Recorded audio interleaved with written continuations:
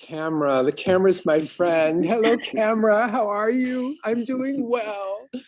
I'm Professor DeFrantz. I'm on faculty at Duke University in the Departments of African American Studies and Dance. I've been here for 10 years. I work at the intersection of humanities research and recent developments in interactive technologies. I run a laboratory called the SLIPPAGE Lab, Performance, Culture, and Technology, where we create live processing interfaces for performance, and we make work that we share out across the planet. Over the last year under COVID, we've been doing all of our performances remotely, and there have been very few of them. So now that it is March of 2021 and we're moving towards vaccinations, we're reimagining moving back into the world later this year with some of our performances from the SLIPPAGE Lab.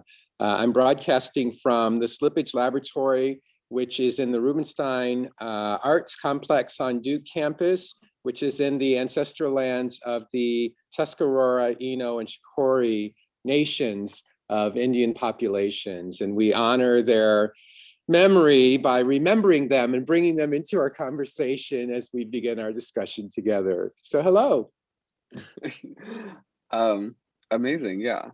So I think we're gonna get right into the questions. Kind of starting off with what you kind of prefaced in your email, what you kind of wanted to, maybe discuss. So can you start off by kind of discussing the foundations of hip hop and how breaking became a form through that? So, okay, cool. Foundations of hip hop and then breaking. That's a great idea. Let's start with that. And I'm going to put in the chat, I just done an event where I was a moderator with Sabella Grimes and Jackie Miss Funk and Rennie Harris that was produced by UMass Amherst. And those artists who are all, sort of super amazing artists who are working at the forefront of hip hop as education and as experimental artistry. And then Rennie Harris, of course, is one of the sort of founding OGs of hip hop as a performance mode that could tour in dance sort of venues around the world. It was a really amazing thing to spend time with these three artists chatting about exactly this question of these histories and where do we want these forms to go and how do we educate people about them and make sure that people remember that hip hop has a kind of aspect which is about consciousness or understanding, which is foundational to its organization. So yeah, hip hop grows out, the way that I like to narrate it, it grows out of African-American art making practices. And yeah, I say African-American because the sort of Black pivot towards art making as a possibility is urgent to understand its history, even as there were white, Asian, Latinx, and indigenous folks in the communities that produced hip hop in its first iterations. So we're not saying that it was something that only Black people did, but we're saying it's something that comes from African-American formations of culture and expression. So in the 1960s, as the United States moved through civil rights, and then we moved into an era that was quite conservative, which in the world now, we're still experiencing this sort of conservative backlash in a different cycle. At that time, what happened in terms of African-American sort of movement through educational processes in the US is that Black people were really pushed to the side again. After there were some gains in civil rights, then there was a kind of snapback. And so a lot of things were taken away in the early 70s and then into the late 70s. And then by the time we get to Ronald Reagan as president and HIV/AIDS is coming into the spaces, especially where Black people are living, and it's not being mitigated or paid attention to. And then also what happens simultaneously is the school systems start reducing funding towards art making. So you have a lot of young Black people who are incredibly creative and want to do amazing things with music or visual culture or maybe poetry and rhyming and dancing, of course. But the schools are defunded essentially in the late 70s. And what happens alongside this is the eruption and emergence of hip hop culture. So hip hop is one of the great sort of cultural formations of the 20th century that reminds us that people will dance. The dance will not be denied. People will find ways to make art, even when the state or the systems of control and domination don't make it easy or possible. So hip hop is very much a form, a constellation of cultural activities that grows up from the needs and desires of people who are going to make art. And so something else that's really important to understand about hip hop in its earliest iterations, like everyone around participates in it, but when we focus on its history, we're focusing on the artists of the form. So these are the people who, like now, like yourselves, are self-identifying as artists and who are like, I need to dance, so I'm going to break. I need to write, so I need to be a visual artist, so I'm going to write and make graffiti. I need to be a poet and express through language, so I'm going to become an MC. So these sort of artistic constellations, the folks that we're paying attention to are the people who are self-identifying as artists in these communities. So it's a Black cultural form that's embraced immediately upon its sort of emergence by whites, Latinx, Asian, and indigenous folks. We're all in it together and mixed up. And then it becomes this sort of sedimented, it takes on this sedimented formation with graffiti, with writing, MCing, DJing, which is the musical aspect, and then breaking, which is the dancing movement sort of expression aspect. And then we have consciousness, or understanding these deeper histories, as kind of a fifth element that's urgent to understanding how hip hop operates. How do you think that fifth element has kind of, I mean, this might be kind of a loaded question, but how do you think that fifth element has somewhat like evolved over time, or let's say just like especially in today's current world with Black Lives Matter movements and Me Too, how has that kind of fifth element evolved with like bringing hip hop with it, you know, like the dancing and the music? Well, I think it's terrific that you all in street medicine at Duke are taking the time to try to learn these histories and embed them in your appreciation for these forms. We want appreciation, not appropriation. So appreciation means leaning into that fifth element of consciousness and understanding, you know, how Black Lives Matter in the places where we live, and we're distributed across the planet. People engaged in breaking hip hop are all over the world.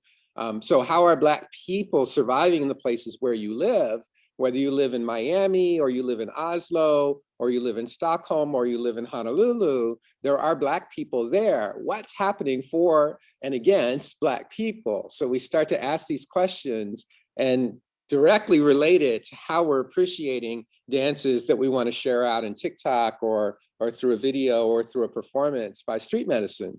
So we're making these connections more and more. And hip hop is a form that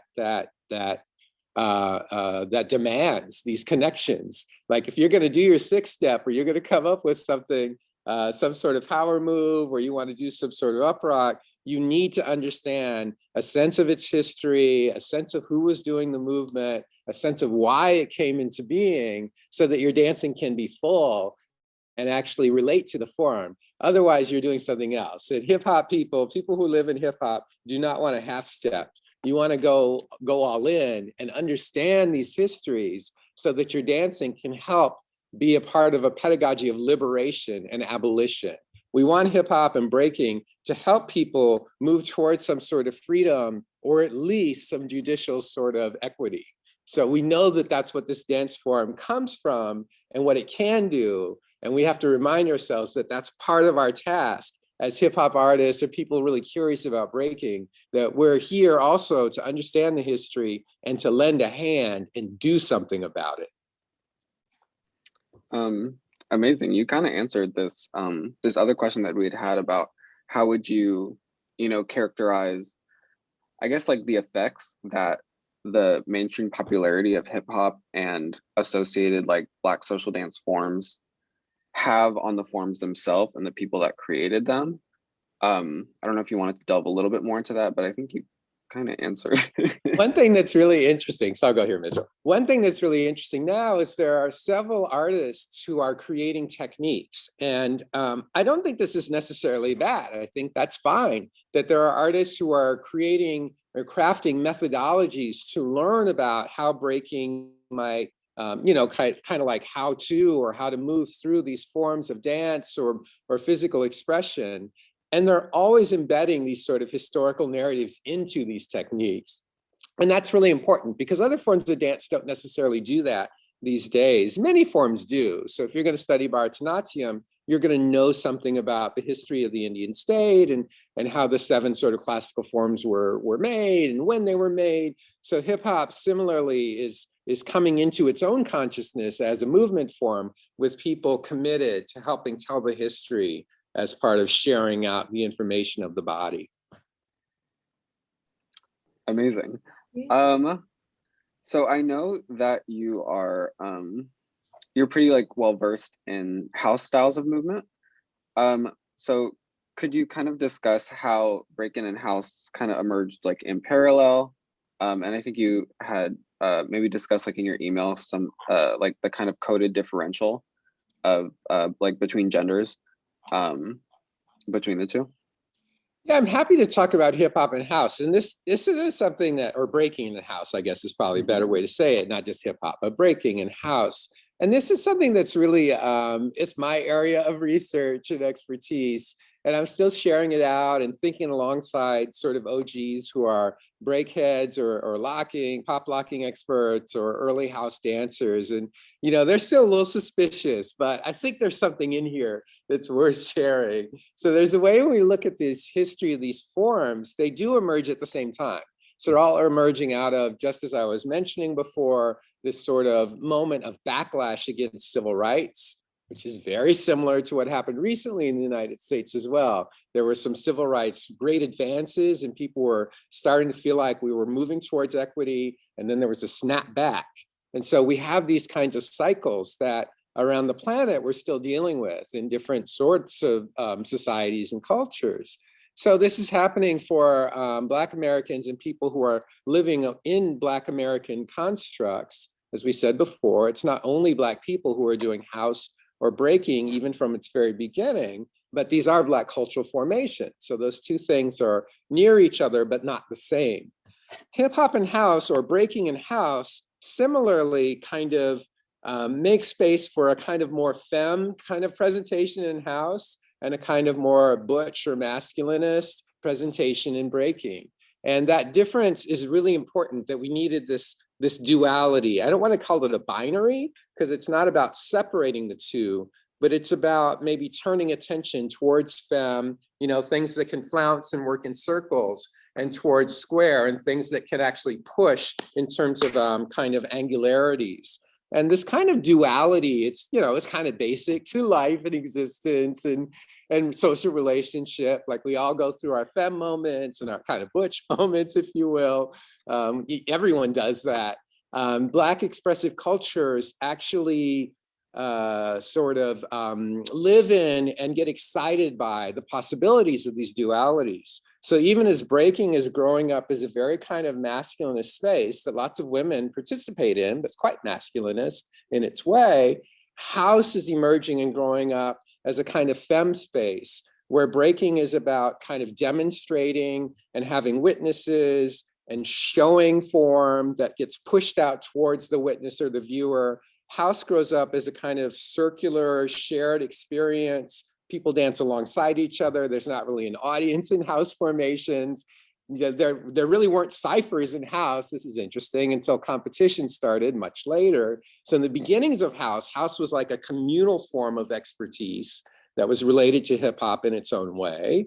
And it was much more dominated by queer and non-binary kinds of folks or energetic fields, not necessarily sexual orientation, but people who were queer and non-binary. Whereas breaking as an aspect of hip hop grew up in much more homosocial, masculinist sort of defined spaces that were very much about kind of presenting a group energetic that was around kind of power. So, I mean, they're both powerful. So house is a very powerful form of dance. Don't get that twisted.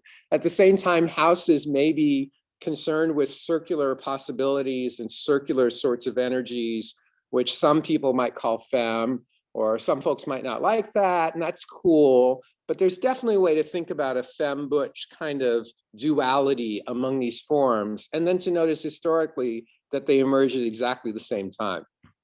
I think that's something that escapes a lot of people's recognition.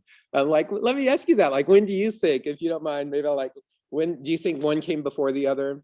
Just thinking about it Yeah, casually. Either one of you. Yeah, go for it, Beba. Oh yeah, I was just gonna say I thought house came way later than breaking, which is interesting now to learn about this and reset my timeline. Um, so I guess kind of like as a follow-up to that, I was kind of wondering, um, how do you see like, I guess this also kind of fits into that like fifth kind of element of hip hop as being this consciousness, but how do you see when you have, let's say like traditionally, I guess, more like feminine presenting people doing breaking or masculine presenting people doing house, how does that kind of evolve a culture? I mean, I'm sure that kind of like presence was always there, but how does that kind of like evolve hip hop and like hip hop culture, or what's now kind of like mainstream culture as like a whole? No, that's such a great question. You're like leaning towards the potentials of these forms of creative expression. I mean, this is part of why African American performance is so incredibly valuable, because it does exactly what you just said. Suddenly a space that seemed very butch and like, American football with just the guys or something becomes quite femme. And, we all might remember the moment in Glee, the TV show, when one of the characters had everyone do single ladies. And that's not an example of breaking or house, but it's an example of kind of Black queer dance form showing up inside a traditionally masculinist homosocial space. So these forms of creative expression help us kind of reorient and sort of flip the switch, flip the script, change the subject, move the center, disperse these energetic forces that try to get us to do one thing only and open us towards our creative destinies.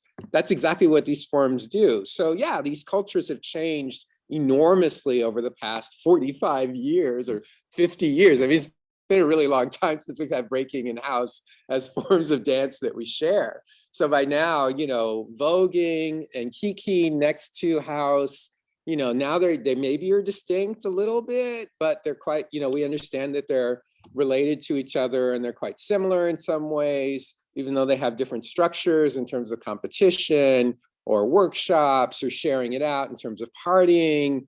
But we can see how there can be really butch queens who do butch things in a house ball or in house dancing. And we can have super femme folks doing amazing power moves, which is a great thing to put next to each other. Femme power, thank you, sounds great. And we can move how we understand breaking to be possible through these kinds of appreciations, not appropriations. And that part of it is urgent, though. It's important to understand who some of the folks who got it all going and kept raising its possibilities. And by its, I mean the dance forms. The dance will not be denied. And understanding the things that these artists were facing and what they wanted to do, so that our choices can help build towards a legacy, again, of abolition and move us all towards some sort of liberation.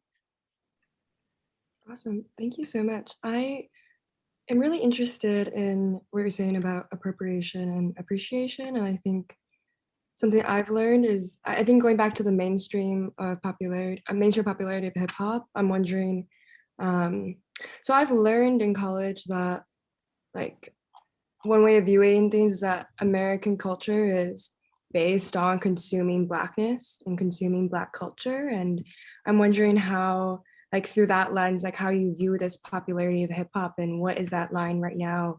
I think hip hop is music, and Black social dance forms are super popular right now on TikTok, you can see them everywhere. And I am really interested in that.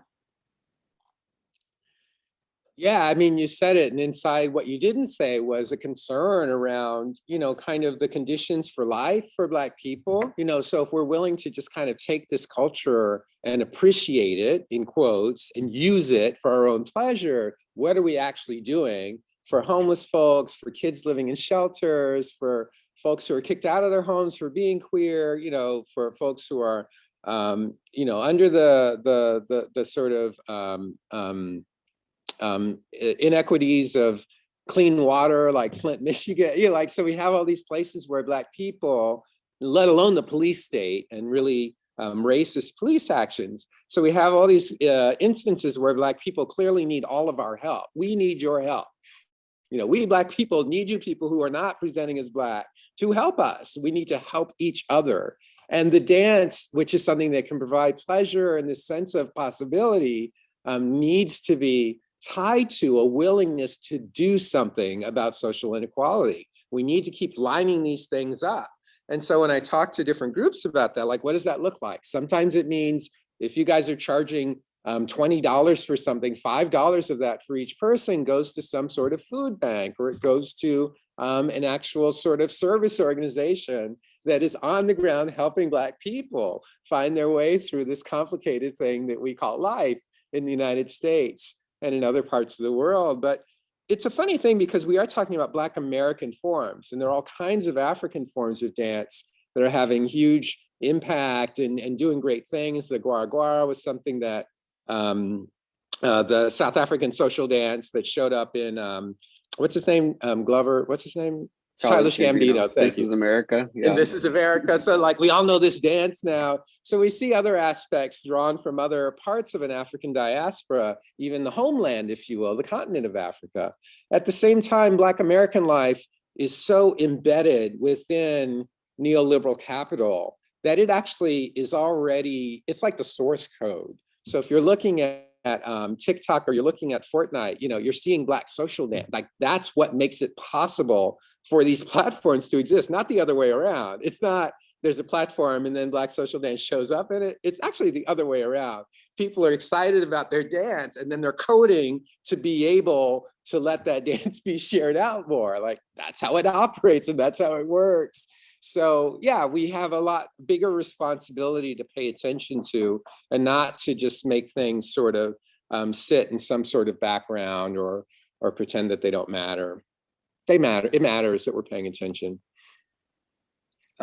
Yeah, thank you for that answer. And I guess another kind of, like related idea, maybe to provide like more contextualization, because it was something that I learned more about in your class, but also I had like thought a lot about in the summer, was the kind of like, what does hip hop cover? Like over the summer, there was like this whole idea of like the urban dance, and there's locking, and there's popping, and there's house, and there's Memphis juking, and there's beat your feet in DC, like there's everything. So I guess, how do they relate? Should there like be like a delineation, like, oh, like this is hip hop, like hip hop is breaking and, Black social dance forms, or how do you kind of conceive of that relationship, I guess? That's a great question. And I think we get to decide as researchers, and artists are researchers, dancers are researchers, you're doing research as your researchers get to decide how they want to sort of apportion what they're paying attention to. And dancers as researchers are researchers, artists are researchers, and then the folks we were talking about before who are creating these techniques, they're also researchers. And then there's a decision that's made in constructing a research platform around what you want to include and what you're not going to pay attention to. So, for me, I'm paying attention to all these forms and allowing them to fall under the umbrella of hip hop. So that works for me in the way that people make a huge umbrella for jazz. Jazz includes painting, it includes a certain kind of storytelling, it includes different forms of music making, it includes fashion. Jazz, like hip hop, can include all sorts of artistic practices. And then though, if I want to write about hip hop, well, that's too general. I'm going to write about, as you said, Mitchell, juking, or a particular kind of juking, or breaking and a particular kind of breaking. And I also want to be able to periodize, like, house changes between 1980 and 1995. So which era and which city and what kind, what style. So it matters to be particular. But again, that's something that comes up for the researcher as they're trying to set the terms of their discovery or their inquiry. So yeah, none of us are doing all of it. And that's important to remember. We're not all of dance or all of breaking or all of house or all of any of these forms, but we can be super committed to the things that are interesting to us and be particular about trying to understand the legacies and histories and imagine these forms forward. Amazing. Okay, I think I only have like one or two more questions. Um, so how has the kind of switching gears a little bit to today specifically, how has the pandemic on either like a global level or for you personally, how has it like reset or just kind of changed your relationship with dance or hip hop or music, however specific or general you want to be? Now, that's a really great question. And, we're here doing this interview on Zoom because we've pivoted. Like, we're pretty good at that. We're pretty flexible as people. We're sort of hardwired to figure stuff out and to survive. And something you've heard me say at least 5 times in our conversation is the dance will not be denied. We will dance. Dance matters to us. When you're in African American cultural formations, dance is like air and water. We're never going to not need dance and music in order to understand our possibility in terms of social relation. Dance and music making are just, they're ways that we express life and liveliness. So, it's not like dance goes away or social encounter goes away, but we have to recalibrate and reorient. So my experience is that people have been super nimble and clever, even as we also want to acknowledge that people have been super sad and that depression is really a thing now. Like it's real, and we need to pay attention to that as well. Black culture tends to produce itself in community. So, social relationship and people having unexpected encounters is really important for how African American cultural formations sort of thrive. So we've been missing that for the last 6 or 7 months, sorry. And, like that's why we all need to move towards the vaccine. And, I don't like the language of herd immunity, but I understand the statistical concept underneath it, that we need to move to a place where our health system can actually support the people who need care, because that was always like one of the biggest concerns around this particular pandemic. And we need spaces where we can dance among each other and make mistakes and share ideas and try to step out and challenge each other and learn something by moving near each other. So, street medicine has to keep going. Here you are, you're doing your thing. And more generally, social circumstances have to keep forming in ways that make sense. So yeah, it's had a huge impact. All of my performances were canceled for the past year. So no Amsterdam, no Tel Aviv, no Morocco, but maybe next year, that's okay. But finding ways to let the dance continue to emerge is really urgent. Awesome. Mabel, did you have any last questions? I do, but I think this might be long. I was just That's fine. go more into what you mean by hip hop as a pedagogy for liberation and abolition. Yeah, so, it's almost like I can turn this question back on anyone who's listening to this conversation eventually. Why do you dance hip hop, or why do you break? There's something that happens. These forms of creative expression are technologies that allow us to feel differently.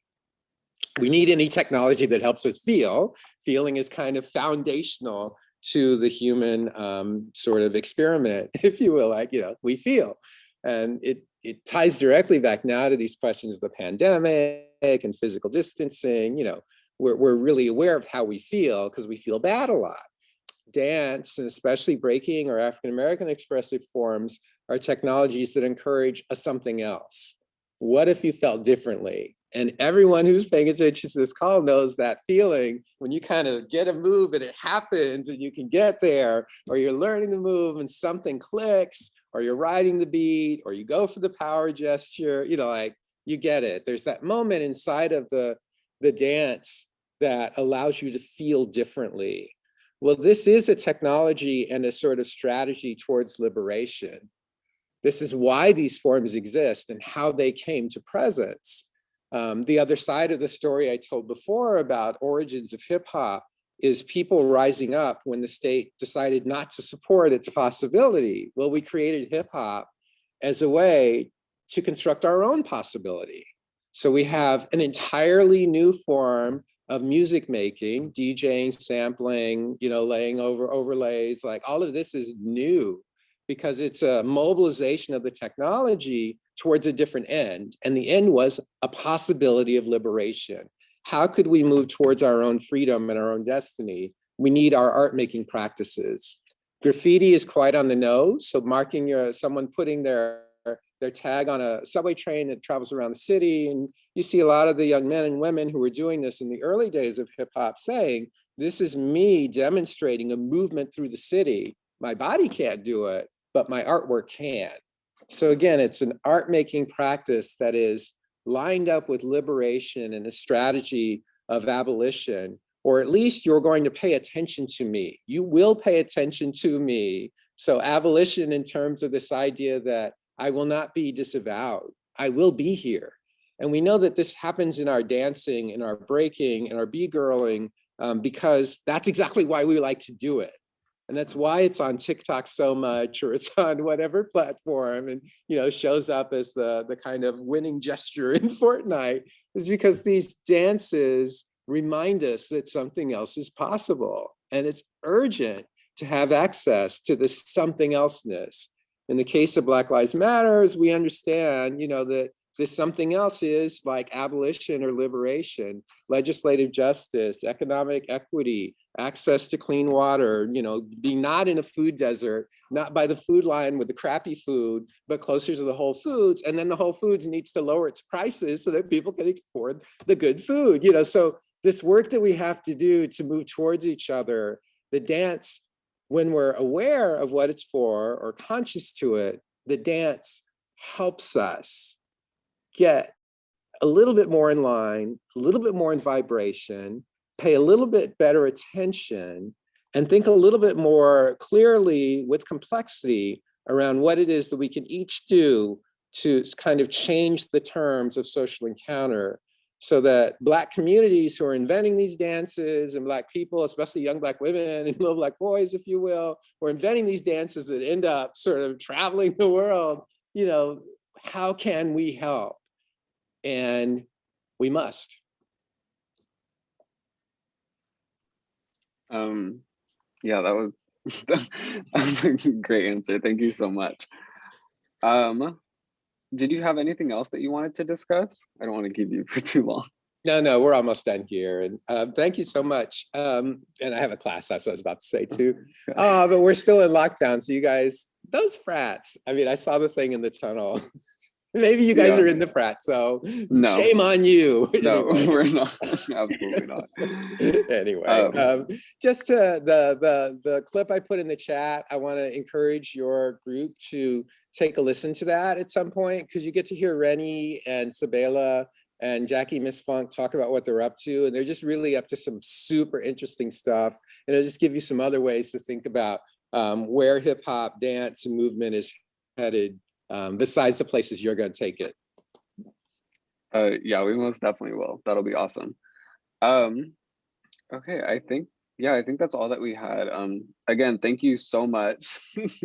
Thank you so much for doing this.